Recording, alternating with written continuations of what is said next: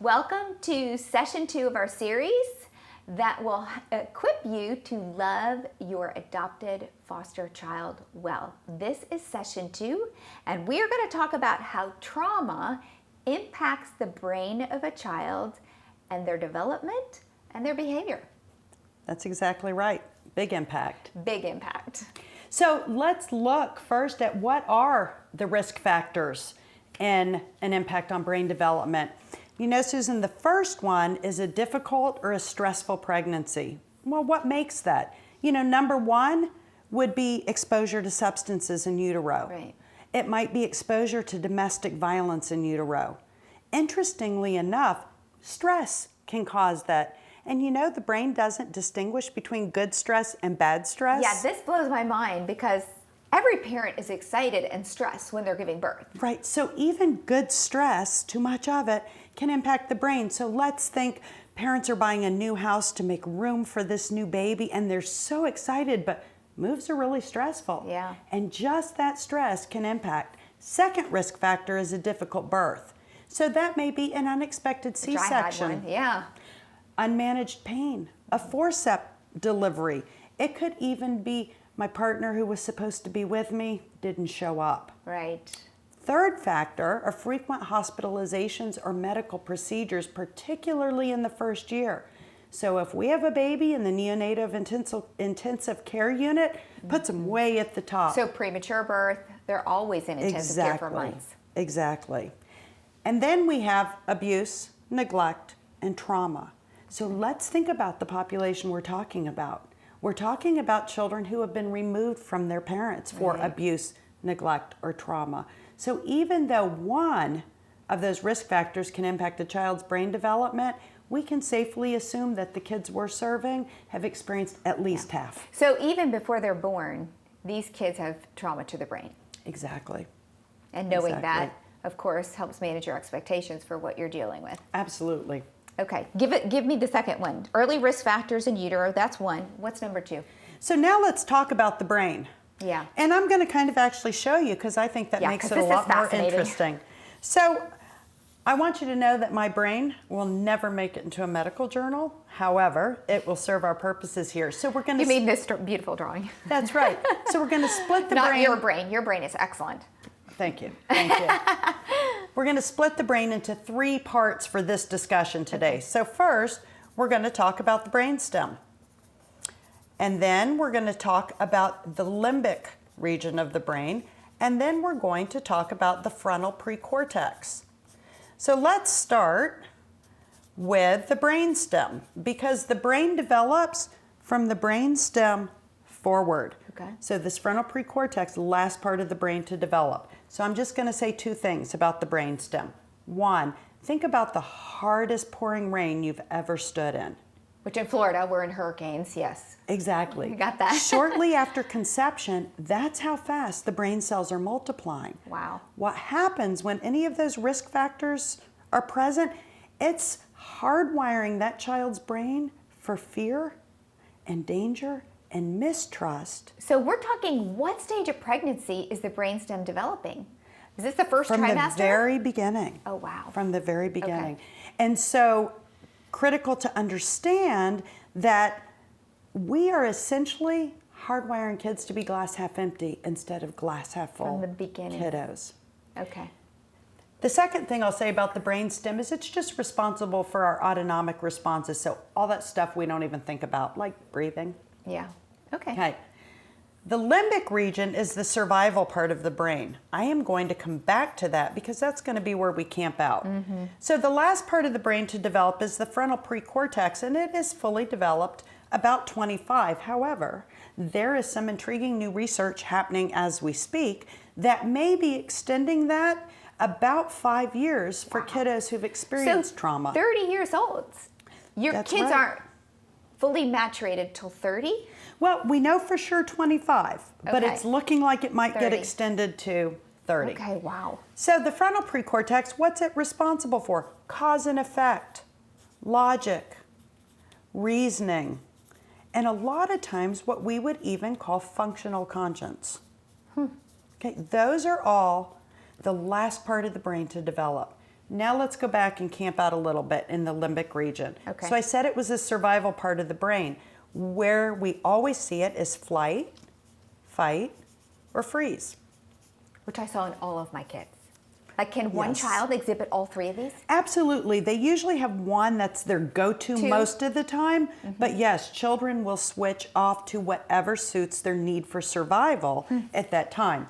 So there we're going to talk about three pieces. We have the amygdala, which is the fear receptor of the brain. Okay. And then we have the hippocampus. The hippocampus is responsible for short-term memory, for the storage of cortisol, and it's responsible for how we index and store information. Okay. So let's talk about your brain a minute. Right. I'm giving you information today. Tomorrow when you need it, your brain has stored it and it will pull it out. Hopefully. And you will have that information. But in trauma kiddos, what happens is we get a piece of information and it's like we throw it into a roulette wheel and we spin. And it goes bump, bump, bump, bump, bump, bump, bump, and it lands somewhere. And 15 minutes later, or an hour later, or a day later, when their brain goes to retrieve it, it doesn't know where it stored it. So a lot of times, parents will say to a kiddo, "Oh, you're not telling me the truth. You knew that yesterday." And But- they've forgotten. Okay, so I wish I knew this when I had my kids, because they would give me this blank look like I never told them that. And you're right, I think they're lying. For example, my son had terrible teeth when we adopted him. Tons of cavities, but they were baby teeth. So the dentist said, don't waste thousands of dollars filling them, they're gonna fall out. However, don't let him have soda because it's bathing those cavities and they're going to become painful. And if they become painful, we'll have to pull them out. So he was going to a game with a friend and I gave him some money and I said, okay, here's the deal, buddy. You can get anything you want at the concession stand. You can get hamburger, hot dog, french fries, no candy, no soda. Comes home, sweet kid, hands me the change. Here, Mom, here's the change. I said, oh, what'd you get? Orange soda. And I looked at him like, what? 2 hours ago we had this discussion. No orange soda. Why did you get orange soda? I don't know. I wanted it. That's right. And the next morning, Yeah. he may have thought, "Oh, I can't have orange soda today." So important. But as a parent, that's hard and frustrating because you're thinking, is. like you said, that they're lying when in fact, you just don't know. Right. Yeah. So the third little piece we want to talk about is the pituitary gland. And the pituitary gland is responsible for growth, for sexual function, and it's responsible for how we orient ourselves to the different environments we're in. So here's how it works. You are driving up I-75 major highway late at night, and all of a sudden you see headlights coming right at you, and you realize a drunk driver's on the wrong side of the road. What do you do? Swerve out of the way. Okay, so you don't sit back and go, drunk driver coming at me, going about 70 miles an hour, about 5,000 feet away. Let me figure out how long till impact, and let me go through my options. You don't do any of that because your amygdala has said to your brain, survive. And when it says that, it yells at your hippocampus. And your hippocampus gives you a little burst of cortisol. Well, cortisol is a stress hormone. But in that little bit, it's a calming hormone. So you pull over by the side of the road, take a few deep breaths, you've gotten your cortisol, your knees stop shaking, and you're back on the road and you're okay. But with the kiddos that have experienced any of those risk symptoms that we talked about, it's as if someone has duct taped their amygdala down. And so it's constantly pumping out cortisol. So it's constantly, because So there's no calming then. there is no calming, and what's happening is it's flooding, and there are two terrible consequences to that. One, cortisol outside the hippocampus is toxic. So it is like pouring bleach over that kiddo's brain. And the second thing it does is it pulls in the recesses of this part of the brain, and it renders the child incapable of accessing the frontal precortex. So in essence, what we have are kids who are stuck in survival mode. Think about that feeling you had when you saw that car headed right for you. Yeah. Fear. That's where these kids Hyperventilating. live all the All the time. time. A sense of impending doom. I have to survive.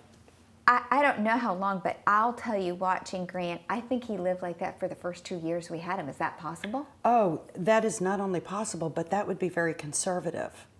Really? Yes, because it takes a lot. We have to develop so many things, which we'll talk about in future And that's sessions. why, like in session 1, you said, all I can do is create that calm, healing environment. Exactly. Because we don't know how long it's going to take the child to That's come out right. of it.